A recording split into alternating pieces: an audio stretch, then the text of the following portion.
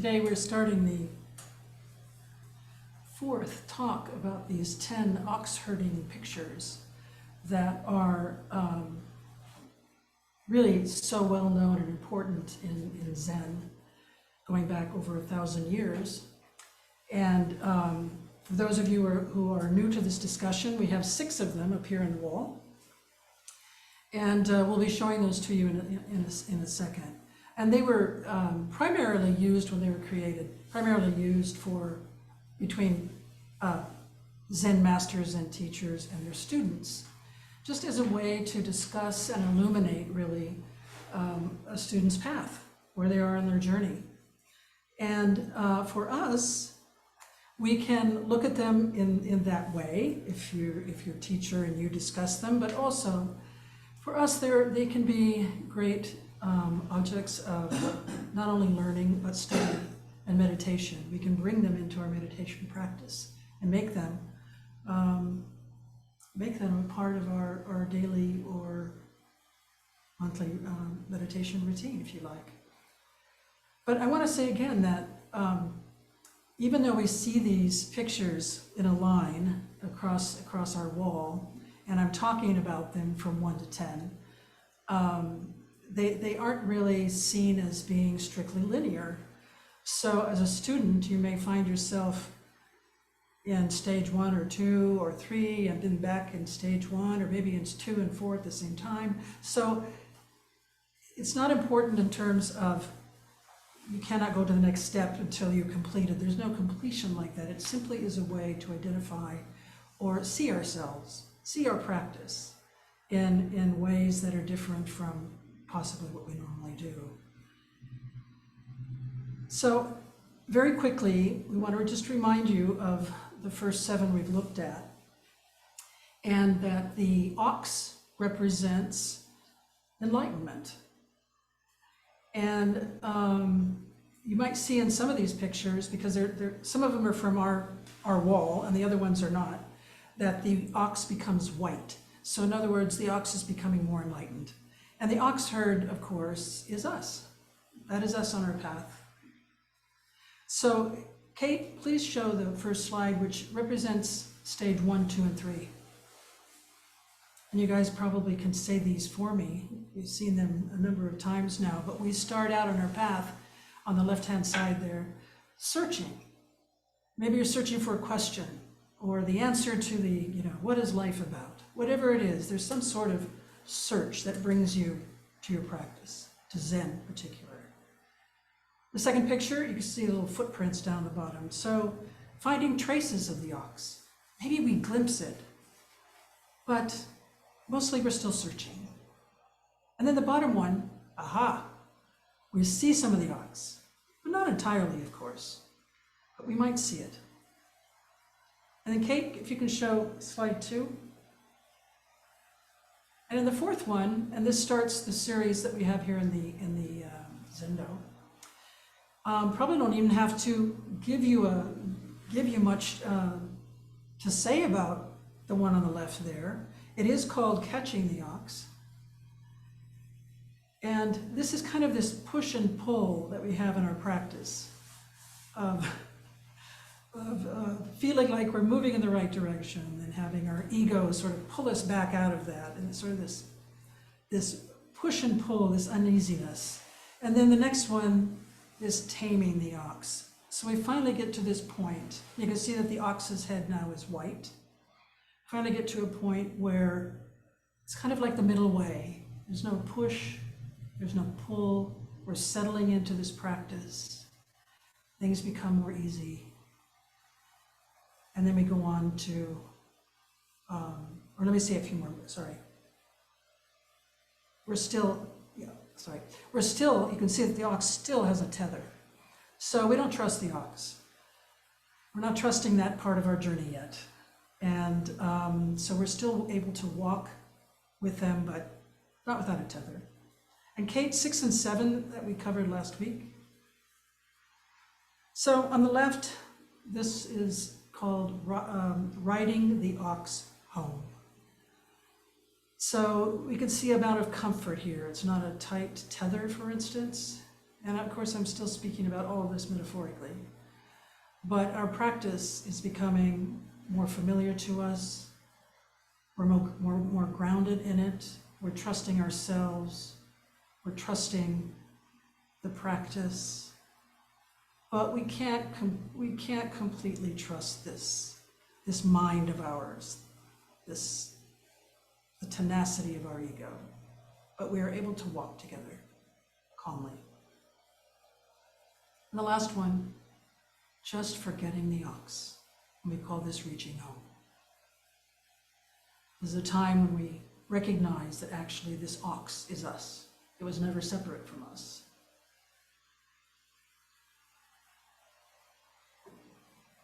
So that is a quick overview of the first 7. And Kate, would you show slide 3, which is stage 8?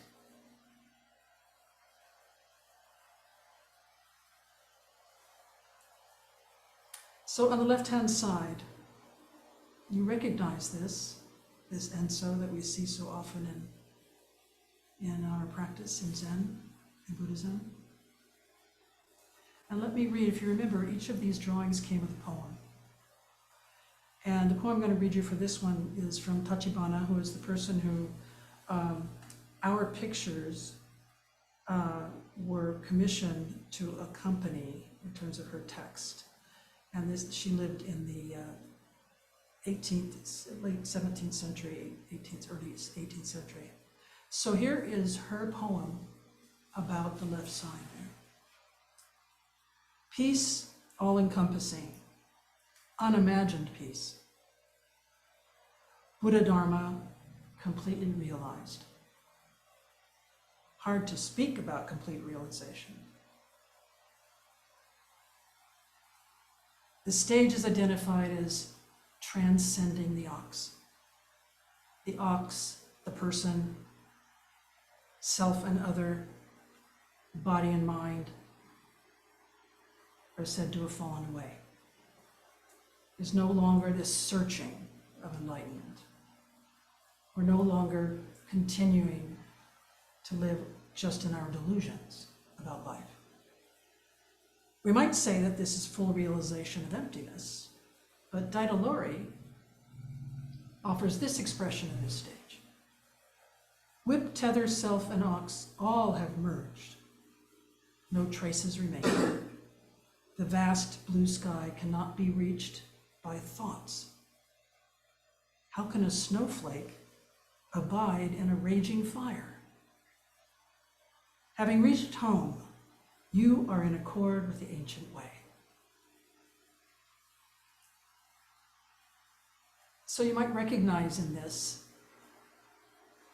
no eyes, no ears, no nose, no tongue, no body, no mind that we just recited with Heart Sutra, which we chant every Sunday together. This is the full realization of emptiness. And in this stage, this is when we begin to, or we have already realized, that nothing is independent and nothing is permanent. All things are an integral part of the whole, and they cannot continue to be seen and pictured separately, as we have seen in those previous drawings. But like each stage, this one also has a few dangers to it. Again, we can rest in this place of wisdom when we're there, feeling we've accomplished something great perhaps. Thank you, Kate. And being content to escape into this place of maybe no pain. And there are many stories in Zen, especially of our ancestors who detached in this way. And they simply were content to dwell in this realization. And we saw that last week too. We talked about the stage before might just lead to dropping out, living in solitude. Feels good, tuning out the world, turning out the needs of the world. In fact, this was an interesting part of my own spiritual journey. Before I practiced Zen, I practiced in the Theravadan tradition. And there's a focus in the Theravadan tradition on one's own journey to enlightenment. And once having reached it, moving out of this world and never being reborn back into the circle of suffering, of birth and death. But this concept was really difficult for me because, it felt isolating and disconnected from humanity, disconnected from the world. But I have to mention one caveat, which is, I don't pretend to have been a deep practitioner of the Theravadan way. So this is simply my experience of it, such as it was. One time about maybe 15 years ago or so, I was a moderator for a panel on Buddhism during Asian Fest Month at Fresno City College here in Fresno. And on the panel were people representing Chan Buddhism, based, Chinese, Theravadan, which is mostly Southeast Asia, Pure Land, part of South Asia, and Zen Buddhism. And a student asked the panel, they're new to Buddhism, what should they do as a new practitioner? And their answers were interesting. The first three, Chan, Pure Land, and Zen, explained what practice was for them and in their tradition, but each of them emphasized very strongly, I want to add, that this student should come to the temple, should be part of the Sangha, part of the group to support you. Let them guide you and support you and give you tools that will help you on your way. And they made very sure that people knew that they were accessible. The last person represented the Theravadan way. And she stood up and she said, you study really hard books on Buddhism, then eventually you will reach nirvana by yourself.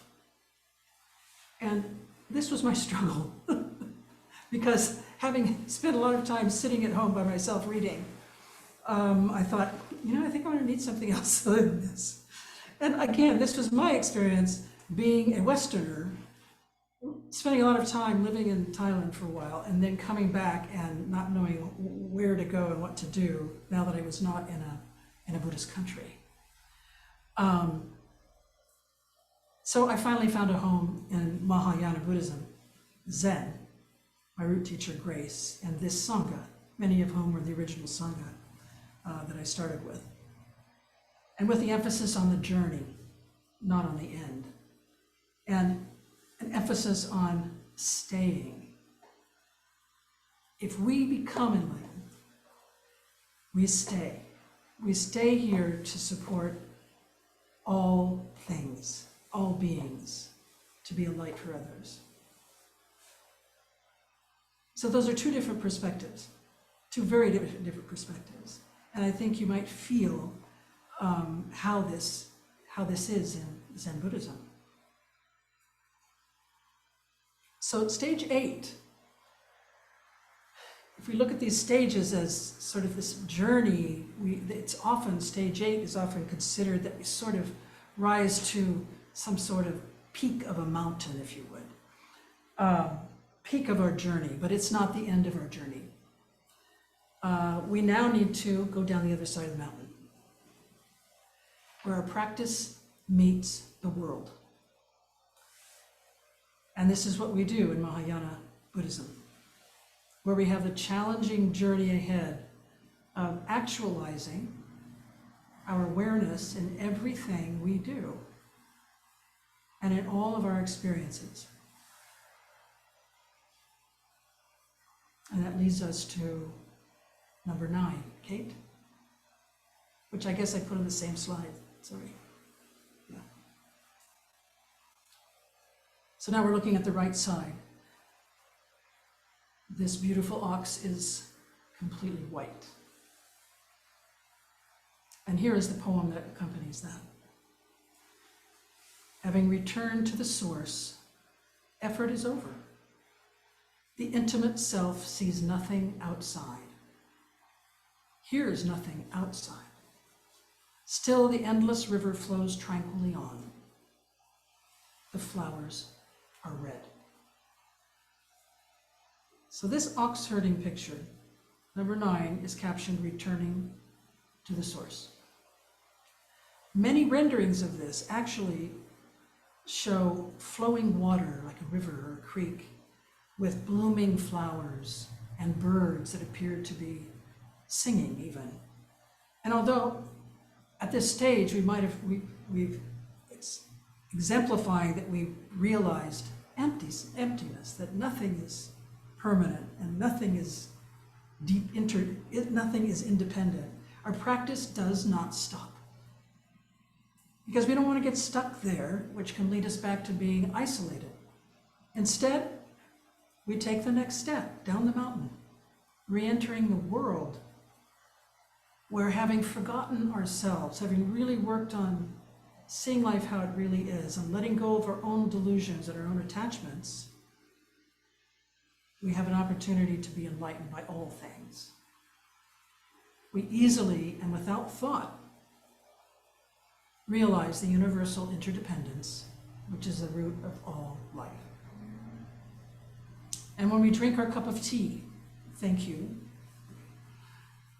we connect to the leaves, the green shoots which had first sprouted that gave us the leaves, the earth, the sun, the water, the rain, and all the efforts of all those who made this tea possible.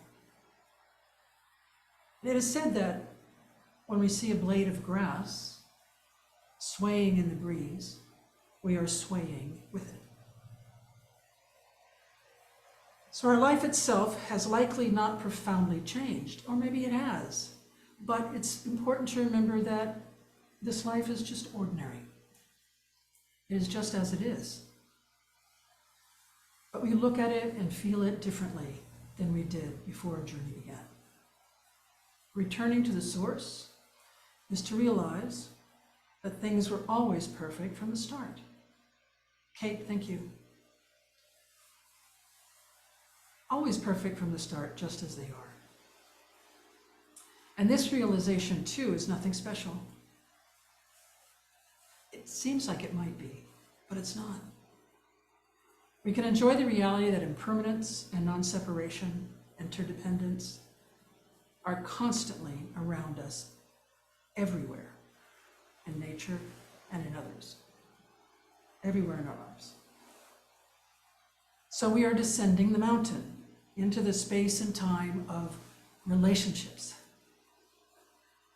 work, and a seemingly endless stream of challenges. When you're sitting meditation, your first meditation is looking that way. Your second meditation is looking inward at each other. It's that. It's now coming together and being part of the whole and recognizing.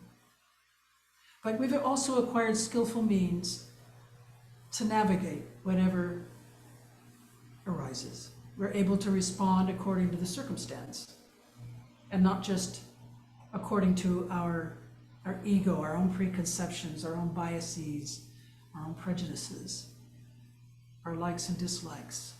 Skillful means allows us to respond according to the situation, according to the circumstances, and according to the people involved, and to see more clearly what is causing harm and what is not.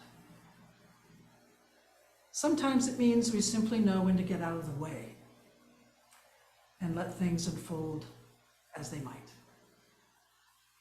We're more skillful at being compassionate. That is coming out of us naturally. More aware human beings. We're able to act more appropriately and more compassionately. Now, we may not have achieved this on a consistent basis in our own practice and in our own lives, but we have uncovered that we have this capability fully. And we recognize that when we are acting inappropriately and without compassion, we can notice that and do better next time. Now, there's a common understanding at this stage that, in fact, all that we have done and practiced and read and realized to this point, all of it, was actually already at our doorstep. Maybe that's hard to imagine. But this is what the Buddha says. It's already been available to us, our true Buddha nature. And through this, we become more fully open to ourselves and, importantly, to the entire world. We might say that the world is us and we are the world. We've returned to the source. And in so doing, we've been able to forget about the small self and any world conceived outside of ourselves. So now what happens? We've seen the green shoot pushing up out of the earth. We hear the gentle flow of the stream. And we see the rock around the water, around which the water chooses to flow. And this is the realization of the way things are, just as they are in their naturalness. It's quite simple in some ways, isn't it? Realizing that the green shoot is there, and it is just what it is. In this way, all things in life can be accepted, just for what they are. And as we look closely at the ninth picture, the white ox, how can we not see all the other pictures in there? We might even feel something about this journey of ours, all the time, the effort, the growth, the joy, the pain we've experienced, and see that it has all been leading to the white ox, to what we already always have been. Buddha nature, completely present from the beginning, but obscured by our own delusions. Or as Thich Nhat Hanh taught us, it's a seed, or it's our potentiality that must be watered and encouraged to grow. Either way, Buddha nature can be actualized and experienced through our practice. And these 9 pictures we've studied so far, in a way, enlighten us to where we have been, where we are, and where we are going.